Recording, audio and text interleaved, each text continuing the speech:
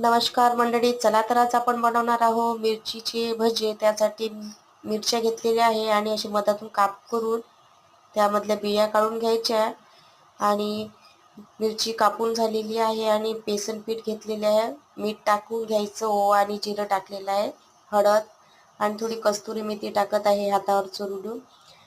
कढई गॅसवर ठेवलेली, त्यामध्ये तेल टाकून घेतलेलं आहे। तेल गरम होईपर्यंत आपण बेसन पीठ भिजवून घ्यायचं आणि हे बेसन भिजून झालेलं थोडं तिखट टाकलेलं आहे आणि त्यामध्ये आपण मिरची अशी बुडवून छान तिला असं बेसनाचा कोट करून तेलामध्ये टाकून द्यायचं आणि छान असे मिरची भजे आपले तयार होतात। आणि हे पहा, छान तळल्या जात आहे आपले मिरचीचे भजे आणि तळून झालेले आहे। ताटामध्ये काढत आहे, पहा किती छान बनलेले आहे। टोमॅटो सॉस त्याच्याबरोबर सर्व करत आहे, घरी बनवलेला टोमॅटो सॉस आहे।